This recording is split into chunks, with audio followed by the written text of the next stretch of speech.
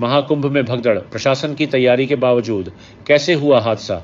अमृत स्नान पर उमड़ी भीड़। आइए जानते हैं वे 5 बड़े कारण जिनकी वजह से यह भगदड़ हुई। 1. होल्डिंग एरिया का सही उपयोग नहीं। 2. वन वे प्लान का फेल होना।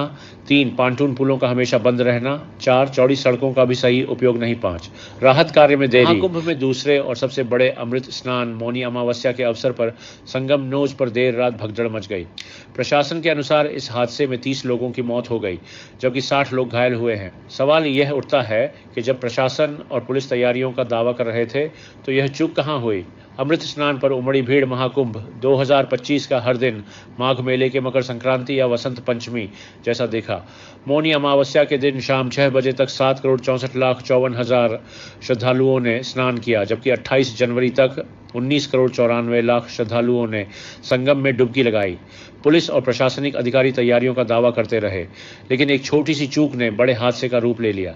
आइए जानते हैं वे 5 बड़े कारण जिनकी वजह से यह भगदड़ हुई। 1.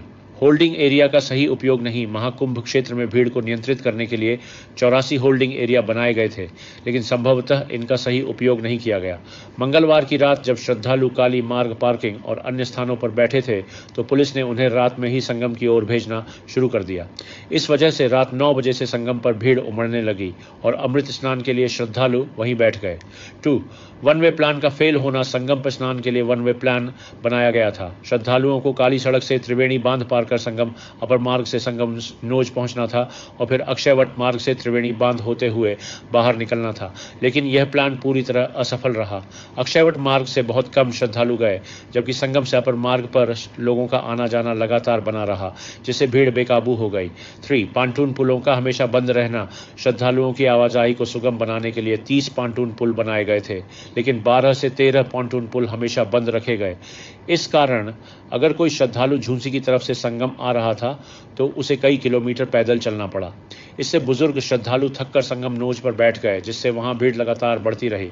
4. चौड़ी सड़कों का भी सही उपयोग नहीं। महाकुंभ क्षेत्र में सड़कों को चौड़ा किया गया, लेकिन अधिकतर समय इन्हें बंद रखा गया। मुख्य मार्गों पर बैरिकेडिंग की गई, जिससे श्रद्धालुओं को लगातार चलते रहना पड़ा। इस वजह से लोग थक गए और संगम किनारे बैठने लगे, जिससे भीड़ और बढ़ गई। 5. राहत कार्य में देरी। महाकुंभ क्षेत्र में राहत और बचाव कार्य के लिए प्रशासन ने कई बल तैनात किए, लेकिन सभी को अलग अलग सेक्टरों में नहीं बांटा गया। सीआईएसएफ की कंपनी को सेक्टर नंबर 10 में ठहराया गया था। देर रात भगदड़ मचने पर सीआईएसएफ को सेक्टर 10 से सेक्टर 3 तक पहुंचने में काफ़ी समय लगा, जिससे हालात और बिगड़ गए। निष्कर्ष, प्रशासन की तमाम तैयारियों के बावजूद योजनाओं का सही क्रियान्वयन न होने और छोटी छोटी चूकों के कारण यह भयानक हादसा हुआ। भीड़ नियंत्रण के लिए बनाई गई योजनाओं को ठीक से लागू नहीं किया गया, जिससे भगदड़ मच गई।